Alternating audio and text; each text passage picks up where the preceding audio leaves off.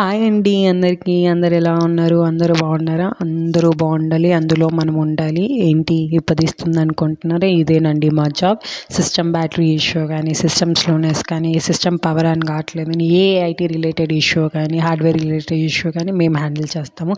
అలాగని నేనేదో repair shop పెట్టుకున్నానని అనుకోకండి. నేను సిస్టమ్ ఇంజనీర్. సో మా వర్క్ ఇదే. ఏదైనా ఐటీ రిలేటెడ్ ఇష్యూ కానీ, హార్డ్వేర్ రిలేటెడ్ ఇష్యూ కానీ హ్యాండిల్ చేయాలి.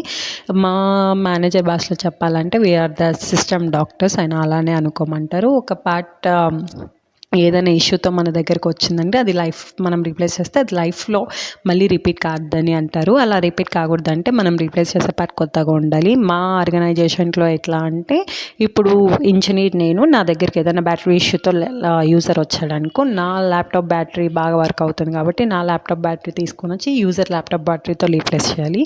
ఆ డ్యామేజ్ పార్ట్ నా దాంట్లో వేసుకోవాలి. ఏమంటే అలానే వేయమంటాడు మా మేనేజర్. నేను ఎలా వర్క్ చేయాలంటే, యూ ఆర్ ద ఇంజనీర్, మీరు హ్యాండిల్ చేసుకోగలరు, యూజర్ హ్యాండిల్ చేయలేరు కదా, మనం యూజర్ దగ్గర నుంచి ఎస్కలేషన్స్ తెచ్చుకోకూడదు అని తొక్క సలహాలన్నీ ఇస్తారు. అదేంటి నువ్వు ఆర్గనైజర్స్తో చెప్పు, కొత్త పార్ట్ ప్రొక్యూర్ చేయమంటే అది చెప్పడు. ఎందుకంటే అక్కడ ఆయన బ్యాడ్ అవుతాడు కాబట్టి.